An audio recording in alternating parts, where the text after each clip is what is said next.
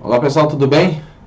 Vamos para mais uma provinha do IBGE, prova realizada em 2019, tá?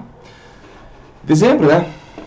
Bem no finalzinho do ano. Bom, 15 questões boas, uma questão que acabou inclusive gerando troca de gabarito, que não é muito bom, mas vamos lá, a gente fala sobre elas. No Word 2000, não chega a falar exatamente de versão de Word, né? Mas o documento, ele tem um espaçamento de 12 pontos e eu quero que um texto, né, do Mário Quintana, ele fique com um espaçamento menor entre as linhas. Ou seja, eu não quero mudar espaçamento, eu simplesmente quero que, quando eu quero passar para a próxima linha sem fazer uma quebra de parágrafo, tá? Esse é o cenário que foi colocado aqui. Então, para a gente fazer uma quebra de linha e não passar para um próximo parágrafo, a gente tem que usar uma tecla, pode usar uma tecla de atalho, que é Shift mais o Enter. Ctrl Enter vai quebrar a página, vai para a próxima página. Shift mais Enter quebra a linha. Então, ele vai para a próxima linha sem criar um novo parágrafo. Se a gente pegar o Ctrl e o Shift com o Enter, a gente vai quebrar a coluna, vai passar para a próxima coluna. Então, Ctrl Enter, Shift Enter, Ctrl Shift mais Enter para fazer essas quebras, tá? Teclinha de atalho que é Shift mais Enter, essa que vai resolver o nosso caso, tá? A gente usa muito isso, eu uso muito, por exemplo, né? Eu tenho que ficar eu não posso esconder texto, né, atrás da minha cabeça. Então, eu quero passar optou por para a próxima linha. O que eu faço? Uso o Shift Enter. Ó, ele parece, não é um novo parágrafo, não está reclamando de maiúscula. Então, ele vai para uma nova linha sem passar para um novo parágrafo, tá? Shift Enter a gente usa bastante para mandar o texto para o outro lado, né? Para o início da linha. A questão número 2 é uma questão que é bom de fazer ela no Excel, só que na hora da prova a gente não tem Excel. Então, vamos tentar fazer ela sem o nosso querido Excel, tá? Então, aqui, ó, no A1, B1 e C1, tá? Eu tenho esses três valores aqui. Nós estamos falando de C1? Por enquanto, não. Então, vamos lá. A1 mais B1, tá? Essa fórmula aqui, ela estava na célula A2, né, foi copiada para a célula B2 e C2. Então vamos lá, prestar atenção. Vamos fazer aqui um espaço, não sei se é nessa linha. Vamos pegar aqui, ó. Então, estava no A2 e passou para vamos para o partes, para o B2. O que vai acontecer?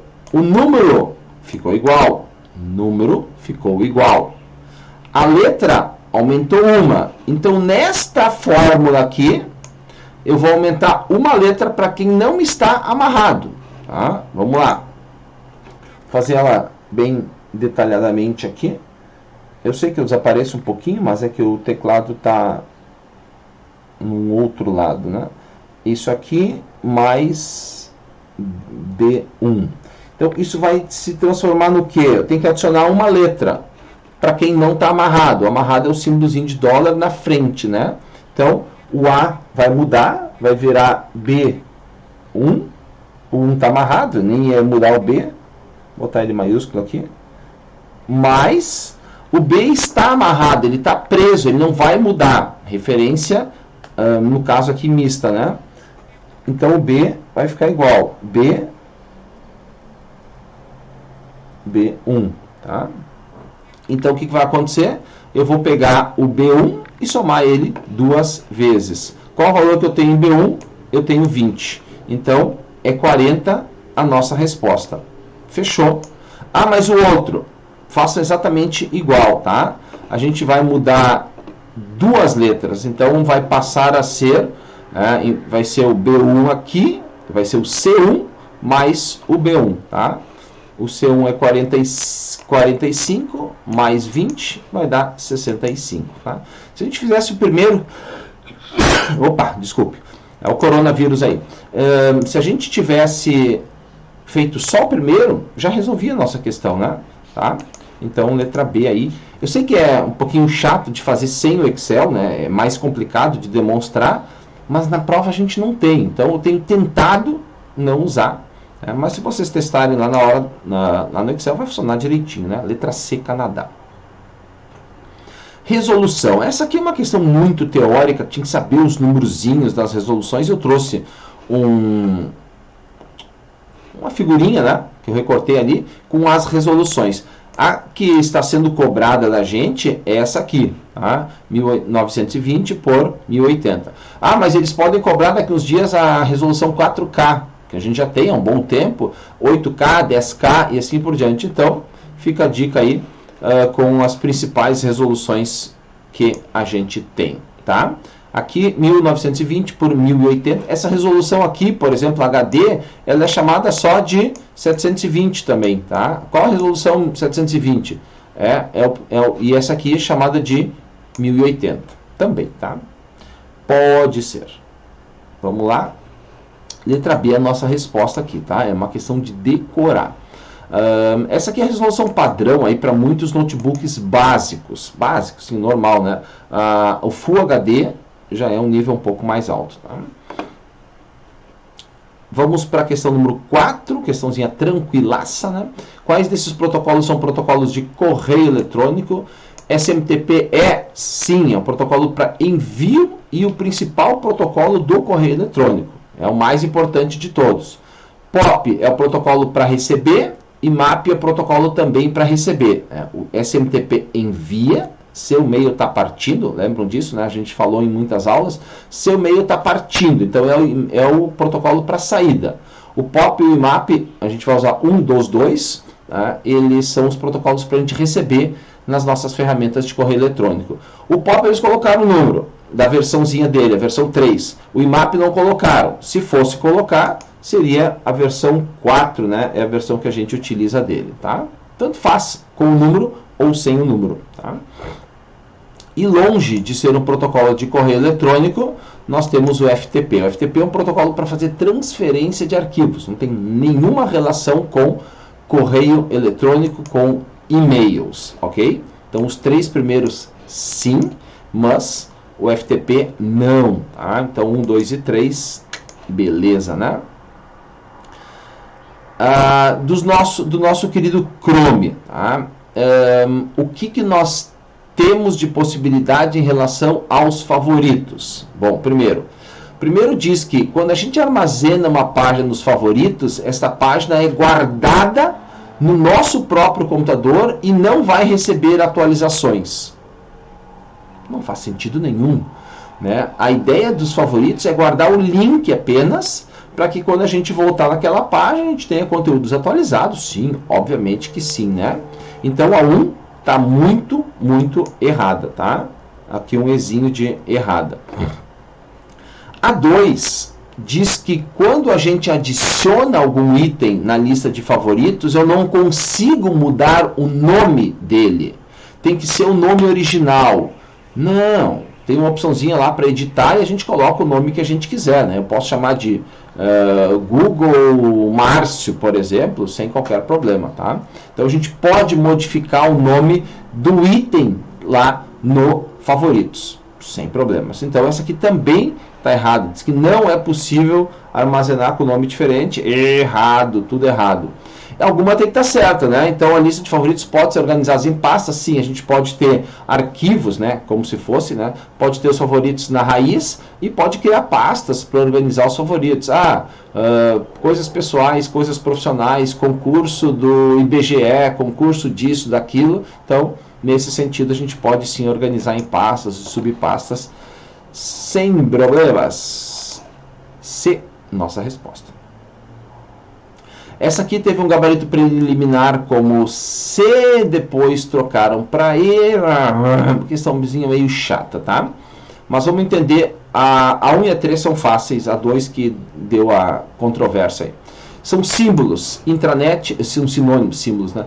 Intranet e internet são sinônimos. Se existisse sinônimos, a gente não ia usar tanto um e o outro, né? Não são sinônimos, são coisas muito diferentes. Então, aqui, errado. Vamos pular para 3, porque a 2 é a parte mais complicadinha. A intranet é usualmente empregada em ambientes intranet corporativos. Sim, com acessos limitados. Sim, muito bem. Essa está corretíssima, sem dúvida alguma. A questão 2, eles tinham dado como, deixa eu lembrar, eles tinham dado como errado. Tá? Depois, pelos recursos, eles acabaram trocando o gabarito para E. Tá? Para dar certo aqui, tá? Mas assim, meus amigos, isso é tudo muito questionável. Melhor é não fazer isso aqui, tá? Então, se eles tirassem isso aqui, seria muito melhor. A intranet não pode ser acessada remotamente. Beleza. Pode ser acessada remotamente, errado fica a letra C, como eles previam, ok. Só que eles botaram um via internet sem autenticação. A intranet não pode ser acessada sem autenticação. A intranet vai ser acessada remotamente pela internet. Então a gente tira, né, isso aqui. Claro, né, considerando acesso remoto sempre. Né? Então a intranet não pode ser acessada sem autenticação quando vier da internet. Ah, meus amigos, tecnicamente tem várias soluções para que a gente consiga acessar a intranet sem, basta publicar ela, deixar ela disponível e vai funcionar. Então, uma questão um pouco complicada, mas importante para a gente aqui, o conceito, tá? A FGV estabeleceu o seu conceito, que mudou, né? Que agora, a partir de hoje, essa questão de 2019, a intranet não pode mais ser acessada remotamente sem autenticação, tá? Eu preciso me identificar para isso, ponto. Então é um padrão novo, né, digamos assim, na visão da FGV. Se ela deu essa questão aqui como certo, esse item como certo, a partir de agora, sempre que isso for tratado, tem que seguir esse padrão, ok? Então, a gente consegue acessar a internet eu estou na minha casa, consigo acessar a intranet da minha empresa? Consigo, usando uma solução chamada VPN, que é um softwarezinho que a gente instala no nosso computador para fazer uma conexão, tá? E aí sim, obviamente, vai ser exigida a autenticação, ponto, tá? Mas existe tecnicamente soluções sem isso, mas tudo bem, vamos deixar assim, né?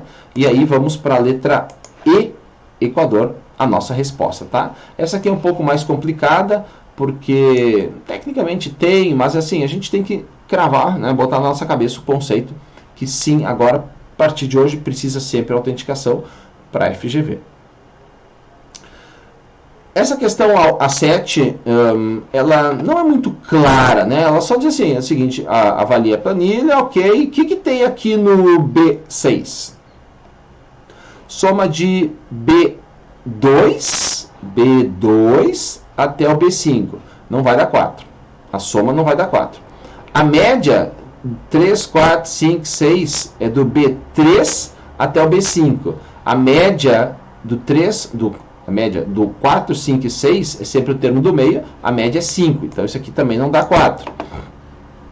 B2 vezes 2. B2 vezes 2 dá 6. Não é.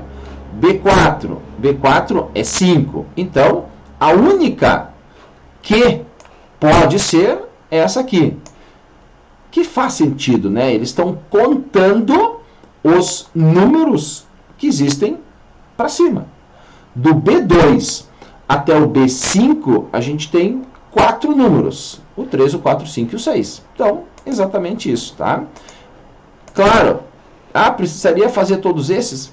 Não sei porque eles não deram a dica aqui. O que é resultado? Normalmente é uma soma, né? Mas eles não deram a dica. Então, na dúvida, faz todos, porque eram cálculos rápidos de serem realizados, né? Tá? Continuum. Conta os números naquele intervalo, de B2 até B5, o 2, o 3, o 4, o 5, 4 números, perfeito, letra C, Canadá. Questão muito cobrada aí desde 2017, quando a gente teve o WannaCry, né, maio ou março, de 2017, a gente teve a segundo maior impacto por uma praga virtual na história. Tá? A gente teve o Conficker em 2008, depois em 2017 teve o WannaCry. O que ele fez? Ele fez exatamente o que está escrito aí. Ele pegou o conteúdo de vários, né, essa praga virtual, pegou o conteúdo de vários computadores e criptografou. Ah, beleza, agora é só descriptografar. Para decriptografar ou descriptografar, tanto faz, né, precisa ter uma chave. E essa chave era cobrada. O vírus, né, a praga virtual, na verdade, que não é um vírus, tá? Mas a gente eu erroneamente acabo chamando as pragas virtuais de vírus, tá? Porque é o termo que mais se usa. Então, essa praga virtual, ela mostrava lá um endereço para a gente acessar para depositar bitcoins. Então, 10% de quem pagou conseguiu, tá? Alguns computadores importantes, algumas pessoas sim quiseram rever, né, os seus dados, alguns conseguiram, mas em geral, né, a estimativa que você tem é que apenas 10% das pessoas que pagaram conseguiram. Porque uma praga virtual, o cara lá é malicioso. Ele não vai devolver o conteúdo para todo mundo. Ele tá nem aí, né? Bom, então, esta praga virtual que faz essa criptografia, ela chama-se ransomware, tá? Backdoor é uma porta dos fundos, é um caminho. Eu entrei no computador, eu vou deixar um outro caminho para mim conseguir voltar. Um cavalo de Troia é uma enganação. Eu te entrego o que tu pediu, né? Esses termos gaúchos aí. Eu entrego o que vocês pediram, mas eu entrego um brinde a mais, né? Algo que vocês não estavam esperando. Um spyware é um espião e o keylogger é um espião de teclas de atalho. Ele vai de teclas, desculpe, não é tecla de atalho, de teclas. Então ele vai capturar tudo que a gente está utilizando, né? Existe o spyware keylogger e o screenlogger. Um que loga tudo que está na tela passando e o outro é o de teclado, né? Mas isso aqui é uma questão bem tranquila, né? Foi muito cobrada desde 2017, então ransomware. Tá? Esta outra questão é uma questão de matemática, português, mas não de informática, né? Eu preciso ter uma senha com 12 caracteres. Tem 11 e tem 11. Basta contar. Tem que ter uma letra maiúscula. Tem maiúscula e não tem maiúscula. Acabou a questão. Claro que a gente vai olhar tudo. Ah, tem uma minúscula aqui em cima? Tem. Tem um número? Tem. Tem caractere especial? Tem. Joguinho da velha. Hashtag. Tem. Ok. Beleza, né? Pessoal, essa questão, se tiver com um mínimo de raciocínio na hora da prova, fazendo com calma, contando que aqui deu 11 em cada um, não dava para errar, né? Uma questão bem tranquila aí. A gente só lê, né? Tem que ler e tá pensando nesse momento, né? Tá? É uma questão relativamente tranquila. Depois a 10, são 15, né? A 10, ela cobra, qual que é o ícone do Wi-Fi do Windows 10? Isso aqui é o íconezinho da bateria e quando o computador está conectado, né, tem um desenhozinho de um cabinho ali do lado, né? Esse aqui é o ícone do alto-falante, né, do som. Pulei o botão para desligar, né, o desenhozinho do botão para desligar e o desenho do botão de configurações, né, o novo painel de controle. Resposta correta aqui, né? Qualquer ícone de Wi-Fi ele vai ter essas ondinhas aí, né? Não é uma questão difícil não, tá? Quem usa Wi-Fi sabe. A 11. O João, para digitar um texto, ele fica sempre pressionando, né, lá, ó, o dedinho sempre pressionando a tecla Shift. Aí, acho que foi a Maria, né? A Maria viu o João e disse, cara, não faz isso, meu filho. Não precisa ficar sempre pressionando para digitar em maiúscula. Aperta uma outra tecla que fixa tudo para maiúsculo. Sabe qual que é a tecla? Page up é para rolar para cima, né? Num texto, por exemplo, page down. Tab é para fazer tabulação. O Ctrl é uma tecla que sozinha praticamente não faz nada, mas ela é muito utilizada para as teclas de atalho. O Scroll Lock não se usa muito, Ele é utilizado quando a gente quer fazer navegação para cima e para baixo usando as teclas. Por exemplo, lá no navegador, tá? Eu posso utilizar ativa o scroll lock e eu consigo navegar para cima, para baixo, para direita, para esquerda usando as teclas de setas, né? Teclinha de direita e esquerda para cima e para baixo, tá? Não é muito utilizado, não. E a tecla que a gente quer é o Caps Lock. Em teclados em português, em alguns teclados aí de alguns fabricantes, eles escrevem fixa, tá? Então, ao invés de usar o Caps Lock, alguns escrevem fixa, tá? Mas a FGV gosta dessas coisinhas de teclado, né? Não é a primeira questão que eles cobram disso. Nome da tecla Caps Lock. A 12. O coordenador João, ele precisava armazenar uma série de conteúdos. E aí ele pediu para o Lucas, para a Lúcia, para a Helena, para o Arthur e para o Thomas algum dispositivo de armazenamento. Cada um ofereceu o seu. E ele escolheu o maior. Qual ele escolheu? Pessoal, a gente tem que saber das unidades, tá? O menor unidade, tá? É o Bzinho de byte. Tem que saber essa ordem. Depois vai para kbyte. Depois, vamos botar aqui, né? Essa aqui é o número 1, tá? Depois, vai para kbyte. Depois, megabyte. Gigabyte. E terabyte, tá? É nesta ordem. Como cada salto entre um e outro, ou a gente multiplica ou divide por 1024, e todos os números aqui, com exceção desse aqui, são menores do que 1024, então isso aqui na verdade representa próxima unidade, é kbyte, né? Isso aqui representa 1 kbyte. Aqui tem 256 kbytes, né? Se a gente olhar esse cara aqui, são 2000 gigabytes. 2 milhões de megabytes. 2 milhões contra 64. Tá? Então, como todas as unidades são pequenas, né, os números que eles colocaram aqui são pequenos, na verdade bastava a gente saber essa ordem. Qual que é o maior, que no caso é o nosso terabyte. Ok? Então, o Lucas tem o maior dispositivo para armazenamento das informações do João. A 13. Essa é uma questão de chata, tá? Essa é uma das questões chatas. Vou pegar aqui e vou adicionar uma forma. Essa é a chata, né? A questão chata da prova. Vou adicionar uma forma aqui de um retângulo, tá? Adicionei retângulo. O que eu quero? Eu quero mudar as linhas. Eu quero que essa linha não seja reta. A gente vai fazer o quê? Vai clicar em editar pontos. Essa é a resposta, tá? E aí eu consigo pegar os pontos e mudar. Olha, já não é mais um retângulo, né? Tá? Eu posso fazer essas mudanças. E aí tinha que saber o nome, né? Quem já usou, beleza, né? Aí, ó, é bem parecido com um retângulo agora, né? Tá?